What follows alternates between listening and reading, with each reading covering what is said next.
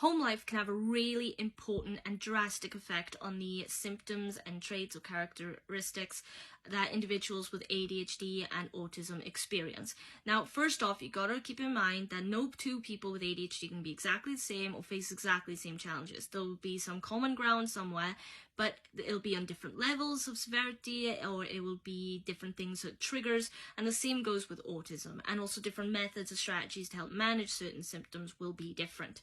But ultimately, as we all live at home, especially when, so this is especially important for during the developmental stages of life, so from childhood to teenhood to adulthood, when you're living at home, a really supportive and cooperative home environment can be really, really positive on the symptoms, whereas a really chaotic and stressful home environment can actually exacerbate symptoms and make them worse.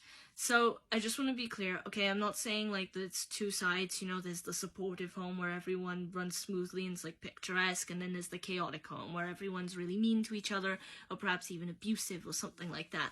But what I'm talking about is instead, now let's be honest, most families are somewhere in the middle, you know, not everyone isn't perfect, yeah, there are going to be problems, there's going to be arguments, and there's going to be stress, but what's important is that we really work together in a home environment, the family does, to understand each other, to help support each other and enrich each other and make our lives better or easier or less stressful, at least at home, if nowhere else. So now, with people with ADHD and autism, the things that can be really helpful or supportive in terms of a warm environment that can have a positive outcome are things like enhancing social skills. Now, you enhance social skills inside the house mainly by fostering like opportunities to talk or communicate with family members, you know, even visitors when they come over, or to have friends over, I suppose, even can be a good thing, because if you foster or enhance the social skills inside the house, it's a really safe area to do so, right? If something goes wrong, or if they do something wrong and they don't realize they've done something wrong, it can be really easily corrected in a very positive and gentle way, where they're taught to understand where they've went wrong, why they've went wrong, and why it would be inappropriate perhaps whatever they've done or said in terms of the social situations, so outside the house.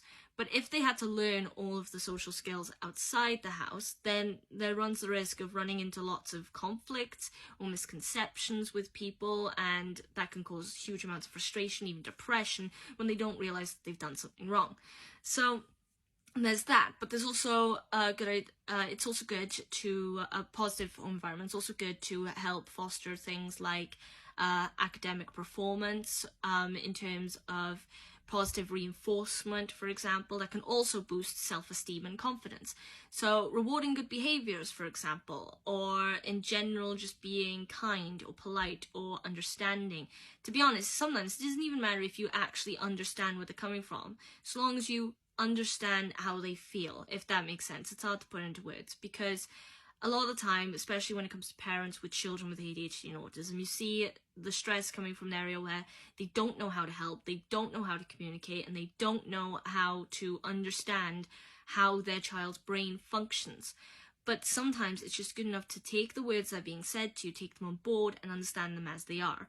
So on top of that, it can also be really good in terms of improving concentration and attention, especially if you have ADHD, so like removing distractions from the house, creating a warm, soothing environment instead of chaotic one. If you live with a lot of people, like myself, I have 3 younger brothers, so it's always been chaotic.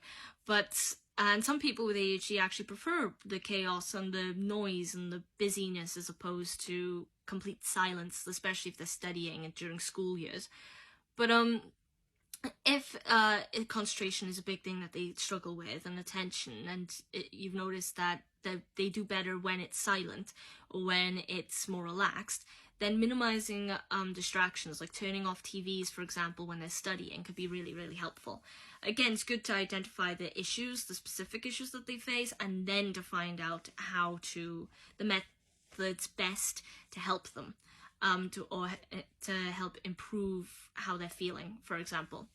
Now, some of the things that could, in terms of chaotic home life, that could make symptoms worse, are things like, a chaotic home life could make things worse in terms of straining family relationships, for example. It could also cause increases in risk of depression and anxiety. And if you have ADHD autism, you're actually at a higher risk to have anxiety disorders or depression disorders. So it's good with schedules and routines, for example, to help reduce unpredictability, so then they can feel like they understand how the day is going to unfold before them. And it also can create more time for them to focus on themselves as a person, or to think about methods to help manage certain symptoms. It's also good to basically be very open with communication, you know, don't shut conversations down, you know, be ready and willing at any time, any place to listen to what they have to say. But if it's a really inconvenient time, like you're really busy or you're distracted, then it's easy to just say something like, right, I need to do this. However, give me 5 minutes, give me half an hour, however long you think you need. Come back to me then and we'll talk. Something like that. It's very, communication I feel like is super important. And you have to think flexibly as well. And I'm not saying you have to do all the accommodating, because people with ADHD and autism can learn to accommodate you as well. So then there's a better understanding between both parties, you know? But yeah, so but a stressful home environment can do that. It can also decrease self-esteem, self-confidence. It can actually have a poor impact on academic performance. So if everything's really chaotic and really stressful, then perhaps they'll want to shut off more and they won't do work, because sometimes homework, for example, can be stressful. And anything that they link to stress, they will want to avoid. And therefore, when they go to school, they'll only want to play with their friends, they'll only want to do this and that, and want to avoid anything like the word work, because work is synonymous with stress. So you see, it's really complicated. It's not easy, but it is doable. And also, if you struggle to find out these methods yourself, you don't know exactly how to go about approaching all of these things, then you can go to professionals like therapists and counselors and doctors to ask for their input and for their ideas of how best to benefit yourself if you don't have ADHD and autism, but you live with someone who does, and also to help that person as well.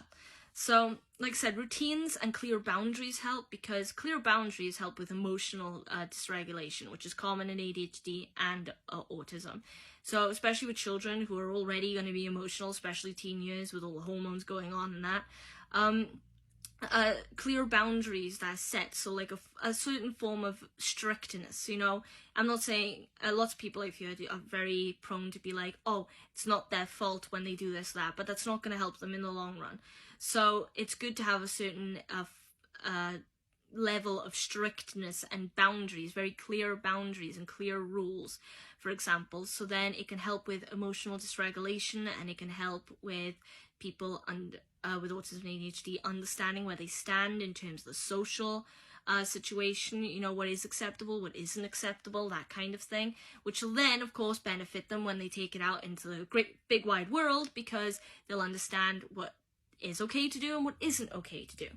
So another thing, though, in terms of methods, it's really important to also prioritize self-care. So for the people, especially parents, you know, who live with someone with ADHD and autism and feel like they have to accommodate them a lot of the time, or feel like they have everything is quite stressful because all the time they're trying to work around the issues that that person is facing. It's important to take care of yourself. So parents taking care of their own mental health and their own emotional situations is important, because otherwise, if you don't take care of yourself, you cannot provide the best support for that other person either. So taking care of yourself will make you feel more relaxed, make you feel more in control, less anxious, and you'll be able to think clearly and act more positively towards that person, if that makes sense. And it's like I've said in videos before, take care of yourself before you take care of someone else, because otherwise that person is also going to suffer. So, and that's just a few things, but there we are. Home life can have multiple effects on it, and it's good to have a look into how, and again, identify specific symptoms that people face, and then identify the methods, because if you try methods without actually understanding the root cause of the problem, then that's not going to get you anywhere. So anyway, that's all I wanted to say in this video. If you have any thoughts or comments or questions or requests for future videos, please put so in the comments. Also, if you liked the video, leave a like, follow me on TikTok too, subscribe to the YouTube channel, and also repost the video because it's good for awareness and it's also good for my motivation. So aside from that though, I'm really hungry, so I'm gonna go eat something, and hopefully I'll see you in the next video. Till then, bye!